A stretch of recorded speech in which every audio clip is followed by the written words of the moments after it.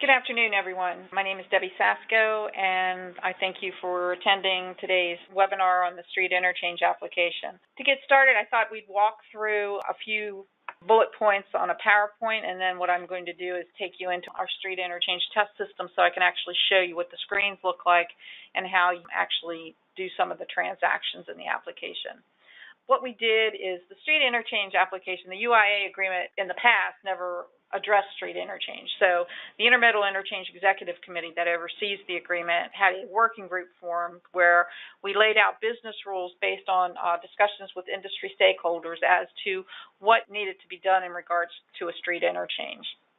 So there were terms and conditions in the UIA that were modified in order to allow a street interchange to occur under the agreement, and then we built this application based on the feedback and guidelines that we had gotten from stakeholders. So what we did is we created a simple web portal that will facilitate street interchange and street turn transactions between UIA participants. You're able to access that application once you're logged into your UIA account. There's a link on the left-hand side of your navigation bar that would take you to the street interchange application. The actual use of the application is there's no additional cost to use it. It's a value-added benefit of you being a UIA participant. And the only thing that we need for an EP, if you would want to use the system, is that you just contact us so that we can set you up initially from the back end because we need to set up how you want to communicate with the system. And those communication methods are you can use the web portal, which a lot of the equipment providers do to approve the transactions or reject a transaction, or you can use EDI, XML, and we also have a API web service that's available for communicating with the systems as well. So the benefits of our street interchange application is that, one, it's recognized under the UIA, and it captures an electronic record for a street interchange. When there's two motor carriers involved, it captures an electronic record letting you know when the interchange came off of motor carrier A and was then transferred to motor carrier B. And for a street turn, it would then tell you when that transaction switched from an import move to an export move. We also validate on the street interchange transactions. We validate whether the second motor carrier B, is a valid UIA participant for the particular steamship line or rail that's using the system. If the chassis provider is also a UIA participant, if there is a chassis provided as part of the transaction, we would check to see if the motor carrier was also approved for the chassis provider as well. But the caveat to that is that the chassis provider would need to be a UIA participant in order for us to make that check. Otherwise, the system tells the motor carrier that the chassis provider is a non-UIA participant, so that then the motor carrier would know that they would need to make whatever contact with the chassis provider if they needed to do so in regards to the street turn or street interchange transaction. So the system allows for equipment providers to better utilize their equipment so that you don't get empties being returned all the time. You can use that. Motor carriers can reload that equipment before it's returned to the return location. And it also provides equipment providers with the supporting documentation when you're billing or in the cases of dispute to see when that transfer occurred between the two motor carriers or when it went from an import to an export move. We recently added some new features and functionalities to the application based on feedback from the providers that are using the system now. We currently have 4 equipment providers that are using the street interchange system. One is Mediterranean Shipping. The second is Hapag-Lloyd. Then we also have Hyundai Merchant Marine that's using the system. And then lastly, we have Yang Ming that's using the system on a pilot basis right now just in the New York, New Jersey area. The other 3 equipment providers are using it at all their facilities. So based on user feedback from both the motor carrier community as well as the equipment providers that were using the system, we created a new functionality that will allow a quick street turn to be done. So there's for a street interchange, you'll see once we get into the application, there's specific pieces of information that have to be provided. And for a street turn, we found that not all of that information was necessary. So what we did is we created a street turn feature that only requires the motor carrier to enter a limited amount of information so that we can streamline that process for them. We also added the functionality for the motor carrier to be able to edit, cancel, or reinitiate a interchange transaction, as well as the equipment provider. That can be done by the motor carrier as long as the transaction is pending. Once it becomes approved by you as a provider, the motor carrier then cannot do any type of edit cancellation of the actual transaction. We have the ability for motor carriers to submit requests for multiple containers under one request. That was another item that the motor carrier community had wanted to be able to do when they submitted a street turn. They wanted to be able to do multiple containers under that one request. So we made that ability available for them as well. And then the time frame, basically the system is set that once a transaction is submitted to us, originally when we first developed it, the system was set that once the transaction is submitted, if it's not approved within a 24-hour period, it's then rejected, and all parties are notified of that rejection. So what we were asked to do is everyone was fine with that 24-hour period except when it occurred on the weekend. So what the system does now, it does still have that 24-hour clock. However, we expanded that so that transactions that are submitted on Fridays after 2 p.m., the 24-hour clock does not start until the following Monday at 7 a.m. So it gives the equipment providers time to get to those transactions that were submitted on a Friday late afternoon so that they are not rejected. You can then take care of those on a Monday morning prior to 7 a.m. before they actually before that 24-hour clock starts on it. So with that, what I would like to do is actually take you into the system now.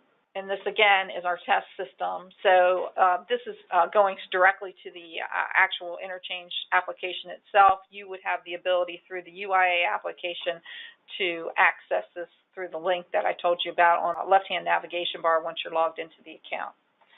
So I'm going to log in as a motor carrier first so that you can see what they see when they log in. So motor carriers, when they log into their account, they'll have a dashboard, and it will show them a list of the equipment providers that are currently using the street interchange application. They'll be able to view their secondary users, and same with an equipment provider. Any secondary users that you wish to set up for in the street interchange application, you would do that through your UIA access. So just as you set up a secondary user for the UIA, you would set that user up through the UIA, and then as soon as you set them up there, that secondary user would appear here. The only thing is you would have to give them permission within the street interchange application, and I'll show that to you once we get to the EP side. Then you have a dashboard that shows your approved transactions, your pending transactions, if there were any rejects, and then the total year-to-date transactions for the account. So if we just look at the pending transactions from the motor carrier side, for this first one, you'll see that this particular transaction is a street turn. It was initiated by this motor carrier, and now it's gone to this equipment provider for approval.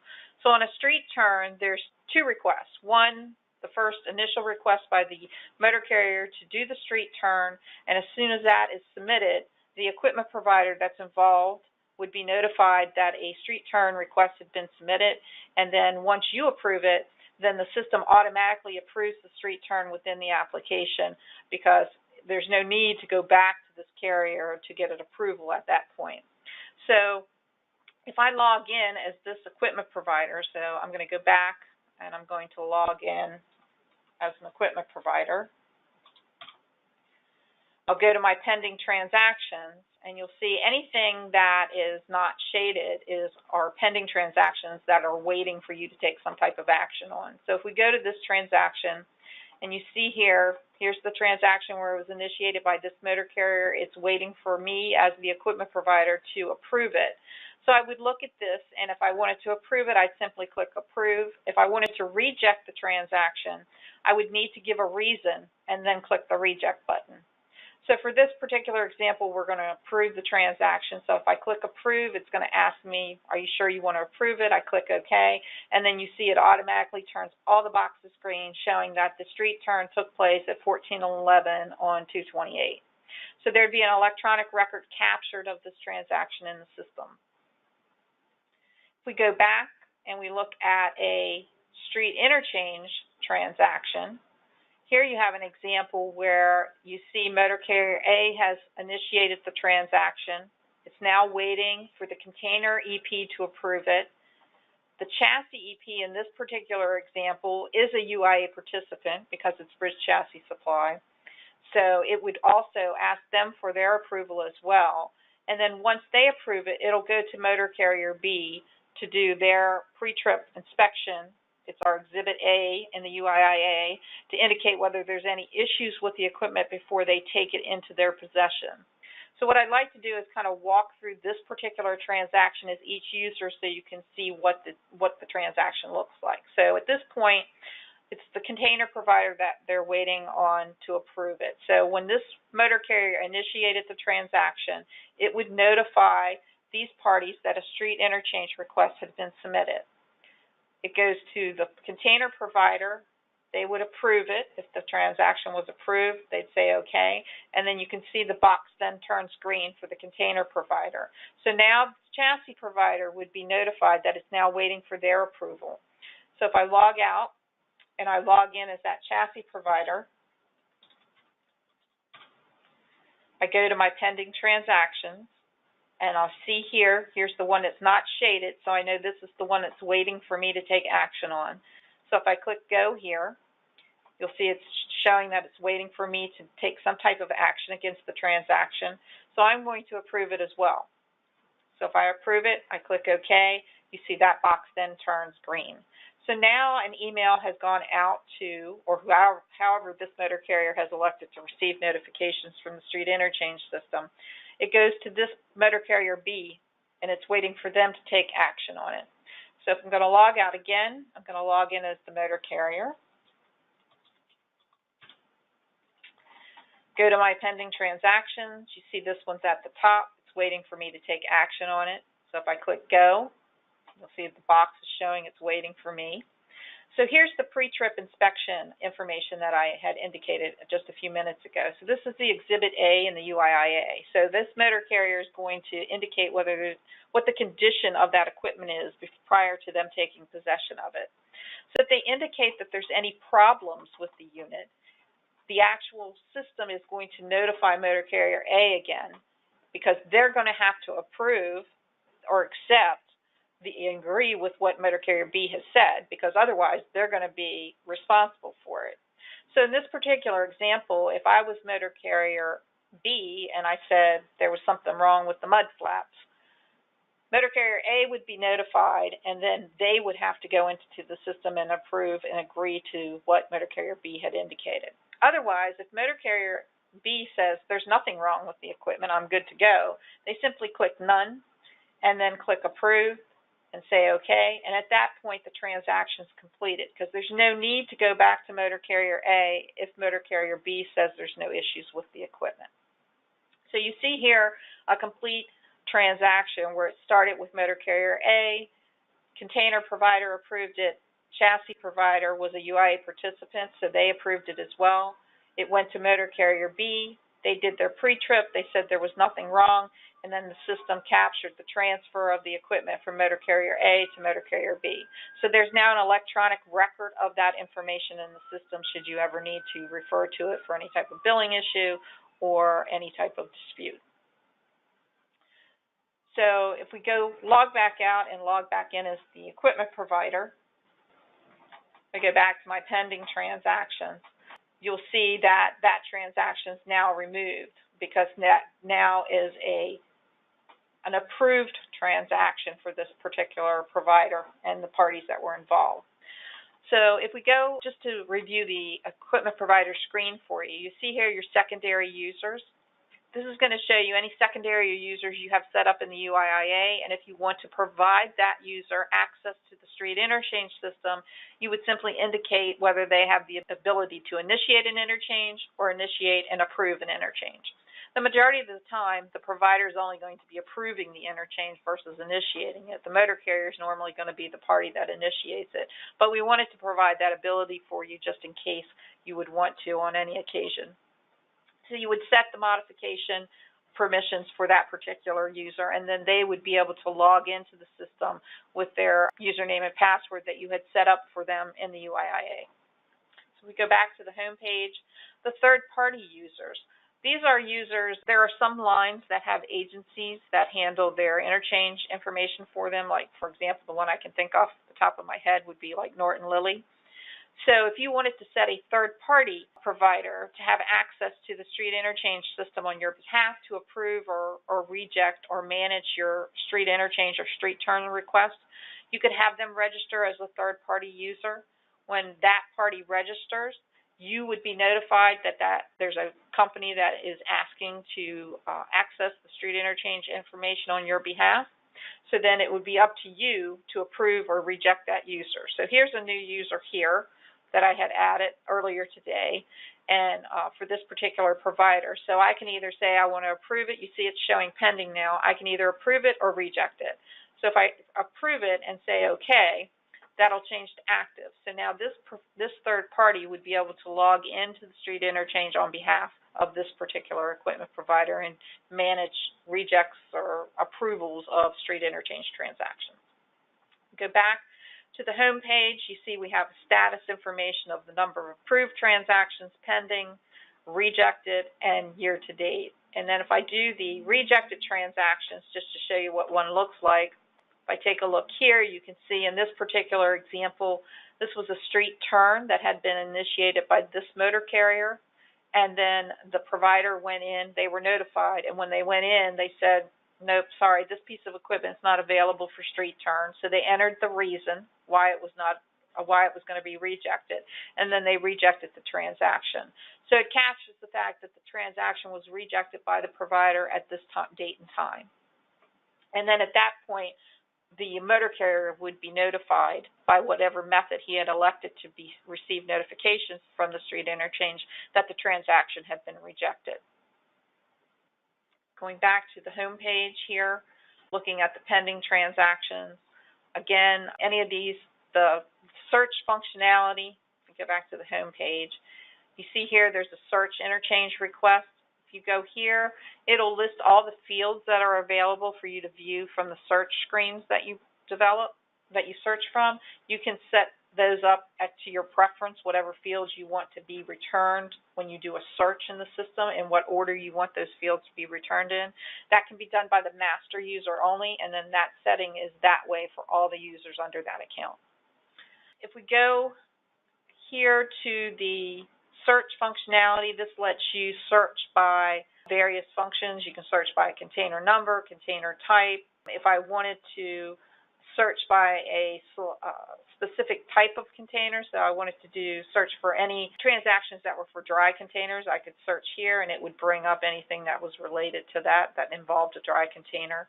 We have what we call an available pool of equipment that allows motor carriers to add a piece of equipment to the pool if they feel that a piece of equipment is available for street interchange or street turn. They can add that to the pool, and then any motor carrier that goes into the system would be able to see that piece of equipment, and if they wanted to, they'd be able to initiate an interchange request on that.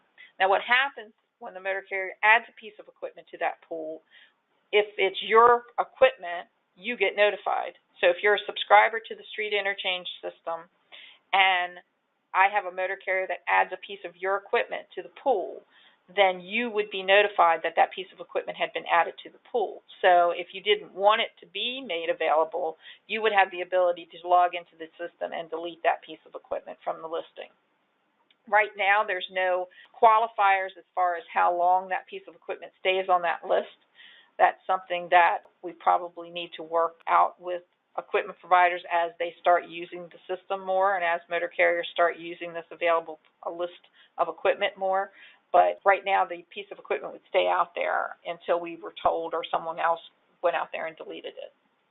The street turn request, if you wanted to do a street turn, and I'll show you this from the motor carrier side, but there's certain fields you would need to complete, those that are starred in red. And then the equipment location is where the equipment is now.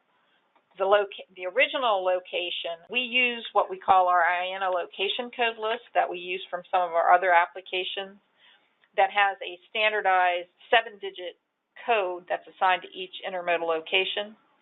And we use that listing. So when an EP comes in and says they want to use the street interchange application, we send them that list, and they then in turn send us back their outgating locations.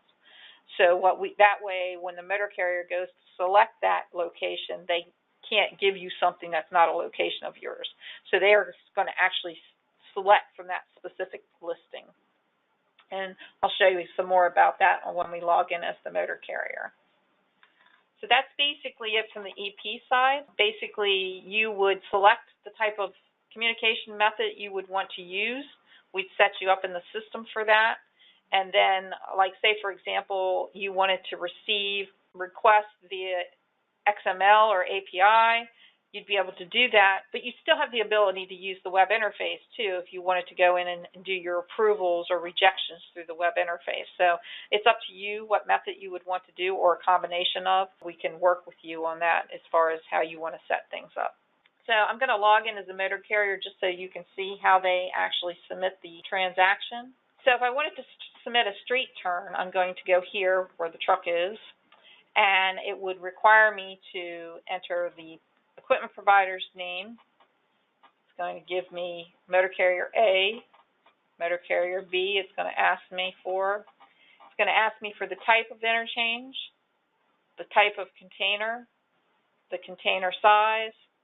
The import bill of lading is not mandatory, but it's there if it can be provided. The export booking number is mandatory, so whatever number the export booking number is would be entered there. The container number, and then if there was a chassis included in that, they could put the chassis number in there if they did, and it was a UIA participant. Or what it does, once this number is entered, it checks our gear application, our Global Intermodal Equipment Registry, because that's where the chassis are registered. And it would go there, it would identify who the IEP is for that equipment and bring back the SCAC code. And it would check the SCAC code against the UIA to see if that particular IEP SCAC was a UIA participant. And if it is, then the system would validate the motor carrier for the chassis provider as well. If it's not, then the street interchange or street turn would only be related to the container.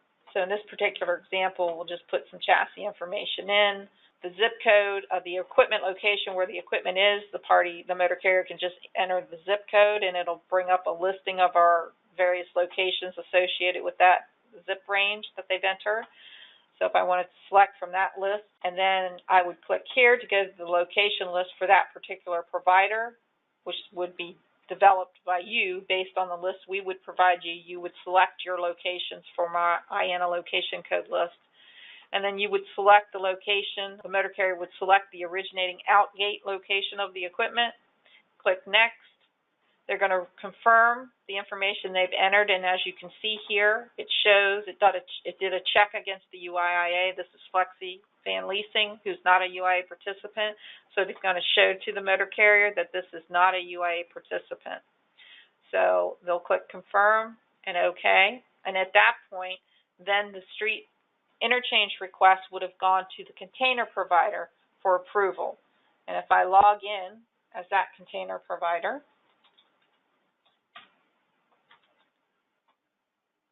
you will see here's the transaction I just entered. So it's showing now that it's waiting for me to approve it. So I'm going to approve it, click OK, close it, and now it went to motor carrier B for approval. So I'm motor carrier B now. I'm logging in. Here's that transaction. I click Go. Shows that it's waiting for me. I'm going to say there's no issues. Click Approve, OK, and at that point you see the street interchange transaction is completed. So that's an example of a street interchange transaction. So now I'm going to log back in as the motor carrier, and we'll do an example of a street turn. So the street turn, they have two ways to get to it. They can get to it here with the truck with the little roundabout turn, or they can click here, simply click here for the quick street turn. So if I click here, it's going to show me a page where I only have to fill in specific information. I'm still going to need to fill in the container provider and the container number. The export booking number would be required. Bill of lading would not. I click Add. If I had another container I wanted to add, I could do that here. But if I'm just doing the one container, then that's all I would need to do. If there's a chassis, I'm going to enter it. If there's not, If they leave the chassis number blank, the system's going to pre-populate this 4 Z's followed by the 6 9s to identify that it's a motor carrier provided chassis. So if I select my outgating location, put that there, click Next, confirm the information I've entered, and say Confirm, OK. So at that point, it then goes to the container provider for approval. I'm logging back in as the provider. Here's that transaction I just entered. I click Go. You see it says that it's waiting for me. If this one I want to reject, let's say I want to reject this one. So I click on Reject. It tells me I have to provide a reason. So I'm going to go down here and just say equipment not available for street turn, and then click Reject again. It's going to ask me, do I really want to reject it? And I say yes, and then it shows that the transaction was rejected.